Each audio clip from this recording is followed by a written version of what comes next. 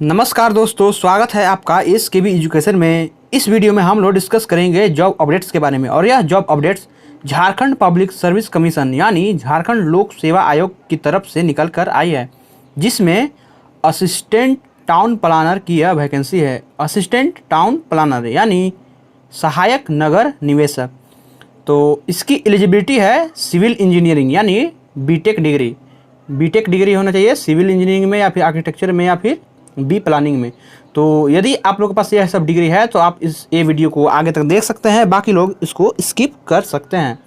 तो क्या होगा सिलेक्शन प्रोसेस, क्या और कैसे अप्लाई करना है। सैलरी तो यहाँ पे 60,000 से ऊपर होगा क्योंकि यह लेवल 9 की यह वैकेंसी है, लेवल 9। तो चलिए इस सब के बारे में और जानने के लिए पूरे वीडियो को पूरा लास्ट तक देखते हैं, देखिएगा आप लोग और इन्जॉय कीजिएगा। तो दोस्तों यह है ऑफिशियल एडवर्टाइजमेंट, जिसमें नगर विकास एवं आवास विभागांतर्गत सहायक नगर निवेशक के रिक्त पदों पर सीधी नियुक्ति परीक्षा, यह सीधी नियुक्ति परीक्षा है। तो यह फॉर्म ऑनलाइन भरना है। यह फॉर्म ऑनलाइन आवेदन आमंत्रित किए जाते हैं, जो कि वेबसाइट jpsc.gov.in में उपलब्ध है। तो चलिए पोस्ट के बारे में देख लेते हैं। तो एक ही पोस्ट है जिसका नाम है सहायक नगर निवेशक, जिसमें टोटल पदों की संख्या है 77, जिसमें अनारक्षित को 32, अनुसूचित जनजाति को 20, अनुसूचित जाति को 8 और अत्यंत पिछड़ा वर्ग यानी BC1 को 6 और पिछड़ा वर्ग BC2 को 4 और EWS वाले को 7 सीटें दी गई हैं। और जिसमें महिला लोग को और इसी की तरह इसी में महिला लोग को 4 है और दृष्टि निषिक्ता का 1 है, बाकी सब का भी 1-1 ये सब है। और चलिए देखते हैं वेतनमान। तो सैलरी है पे बैंड 2 के रूप में 9,300 से लेकर 34,800 रुपया, यह हो गया पे बैंड। और इसमें ग्रेड पे है 5400, लेवल 9। तो चलिए अनिवार्य शैक्षणिक योग्यता के बारे में जान लेते हैं। तो अनिवार्य न्यूनतम शैक्षणिक योग्यता है वास्तुकला या फिर बी प्लानिंग या फिर असैनिक अभियंत्रण यानी सिविल इंजीनियरिंग।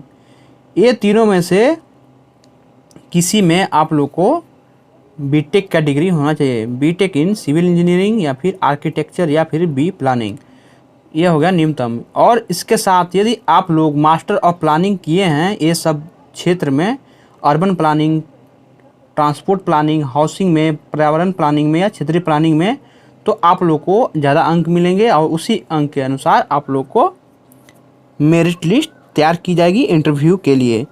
तो यह है institute of town planners India, नई दिल्ली से साहचर्य सदस्यता प्राप्त। इससे आपको अफिलिएशन होना चाहिए ये सब डिग्री का। तो चलिए आगे बढ़ते हैं। ये सब डिग्री आपके लोगों के पास रहेगा तो आप लोग को ज़्यादा मार्क्स मिलेंगे, ज़्यादा अंक मिलेंगे। और बाकी टोटल 80 नंबर का अंक दिया हुआ है शैक्षणिक योग्यता से, ये सब रहेगा, उससे मैक्सिमम 80 अंक लिए जाएंगे और 20 नंबर है इंटरव्यू से। तो आप लोग इसमें जितना लाइए फिर इंटरव्यू में जितना लाइए, दोनों मिलाकर मेरिट लिस्ट तैयार की जाएगी। चलिए और डिटेल्स देख लेते हैं। तो न्यूनतम उम्र है 21 वर्ष, न्यूनतम उम्र 21 वर्ष है। और अधिकतम उम्र सीमा वह है अनारक्षित अनरिजर्व का 35 वर्ष, BC1 का 37 वर्ष या फिर BC2 का भी 37 वर्ष और महिला लोग का 38 वर्ष है, BC1 या BC2 या फिर अनरिजर्व का। और अनुसूचित जाति या अनुसूचित जनजाति लोग का पुरुष और महिला सब मिलाकर मैक्सिमम उम्र है 40 वर्ष। चलिए सिलेक्शन प्रोसेस देख लेते हैं। तो सिलेक्शन प्रोसेस है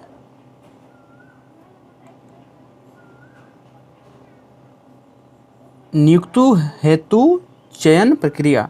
रिक्त पदों के विरुद्ध प्राप्त आवेदनों की विहित संख्या की स्थिति में वांछित कार्रवाई आयोग के रूल्स ऑफ प्रोसीड्योर 2002 के अनुरूप की जाएगी। और इसमें क्या लिखा हुआ है कि याचित पद के विरुद्ध 500 से कम आवेदन प्राप्त होने की स्थिति में नियुक्ति प्रक्रिया शैक्षणिक अर्हता एवं अंतर्वीक्षा के समेकित अंकों के आधार पर होगा, जो कि निम्नवत है। तो शैक्षणिक अर्हता से मैक्सिमम 80 अंक और साक्षात्कार यानी इंटरव्यू से मैक्सिमम 20 अंक।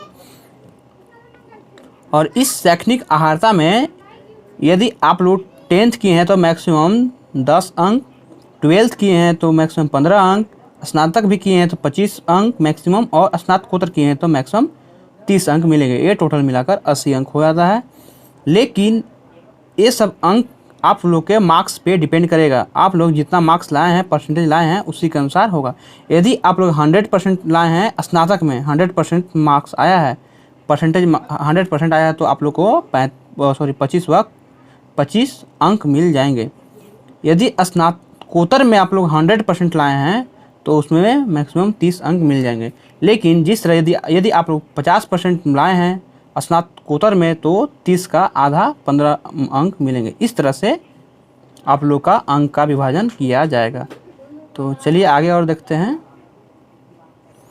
देखिए, सिलेक्शन प्रोसेस का दूसरा रूल है कि आयोग के रूल ऑफ प्रोसीड्यूर 2002 के अंतर्गत आवेदकों की संख्या यदि 500 से अधिक हो जाएगी तो वहाँ पे स्क्रीन टेस्ट लिया जाएगा, एक एग्ज़ाम लिया जाएगा, जिसका स्वरूप जो भी सिलेबस वगैरह होगा, पाठ्यक्रम होगा, सब्जेक्ट होगा, वह सब अलग से इस वेबसाइट में बता दिया जाएगा। देखते हैं कौन कौन भर सकते हैं। तो आरक्षण का लाभ केवल झारखंड के अस्थायी निवासी को ही मिलेगा, यानी झारखंड के अस्थायी निवासी हैं उन्हीं लोग को रिजर्व कैटेगरी में आरक्षण मिलेगा। और जो अनरिजर्व का सीट है उसमें किसी भी स्टेट के लोग फॉर्म को भर सकते हैं। और इसके साथ झारखंड राज्य के अस्थायी निवासी को आरक्षण के लाभ लेने के लिए जाति सर्टिफिकेट बनवाना होगा, कास्ट सर्टिफिकेट बनवाना होगा, जो कि 25/2/2019 के अनुसार जो झारखंड सरकार का जो नोटिस निकला था, पत्रांक निकला था, उसी के अनुसार होना चाहिए। और यह DC, SDO या फिर DM या फिर CO अंचल अधिकारी, ये सबसे निकला हुआ निर्गत किया हुआ जाति प्रमाण पत्र मान्य होगा। परीक्षा शुल्क के बारे में जान लेते हैं। तो परीक्षा शुल्क जनरल, BC1, BC2 और EWS ये सब लोग को 600 प्लस में बैंक चार्ज लगेगा, 600 प्लस में बैंक चार्ज। और ST और SC ये दोनों लोगों को 150 प्लस में बैंक चार्ज इतना लगेगा। चलिए और आगे देखते हैं। तो आप लोग ऑनलाइन फॉर्म भर सकते हैं। उससे पहले आप लोग को हाउ टू अप्लाई में जाना है और उसको अच्छे से पढ़ना है। उसके बाद आप लोग यदि कोई डाउट होगा तो आपको इस दोनों नंबर पर कांटेक्ट करके पूछ सकते हैं। ये 2 नंबर आप लोग देख लीजिएगा। और आगे है कौन कौन सा डॉक्यूमेंट्स आप लोग को चाहिए। इंटरव्यू के समय आप लोग को यह सब डॉक्यूमेंट्स लाना अनिवार्य है। पहला है मैट्रिक का प्रमाण पत्र एवं अंक पत्र का छायाप्रति। दूसरा है इंटरमीडिएट का प्रमाण पत्र एवं अंक पत्र का छायाप्रति यानी जेरोक्स। तीसरा है मान्यता प्राप्त संस्थान से वास्तुकला, बी प्लानिंग या रासायनिक अभियंत्रण में स्नातक उत्तीर्णता का प्रमाण पत्र एवं अंक पत्र। चौथा है मान्यता प्राप्त संस्थान से अर्बन प्लानिंग या फिर ट्रांसपोर्ट प्लानिंग, हाउसिंग या फिर पर्यावरण प्लानिंग या फिर क्षेत्रीय प्लानिंग में से किसी एक विषय में विशिष्टीकरण के साथ स्पेशलाइजेशन के साथ मास्टर ऑफ प्लानिंग की उपाधि प्रमाण पत्र यानी सर्टिफिकेट और मार्कशीट। उसके बाद है 5वां institute of town planners India नई दिल्ली से सहचर्य सदस्यता संबंधी प्रमाण पत्र। और छठा है जाति प्रमाण पत्र या फिर EWS प्रमाण पत्र। और यदि आप लोग विकलांग हैं तो मेडिकल बोर्ड द्वारा निर्गत विकलांग प्रमाण पत्र। यदि आप लोग कहीं जॉब करते हैं तो NOC सर्टिफिकेट अनापत्ति प्रमाण पत्र। तो यह सब आप लोग को लाना जरूरी है। आप लोग अच्छे से देख लीजिएगा आप लोग का कौन कौन सा क्वालिफिकेशन है। चलिए फिर से एक बार देख लेते हैं।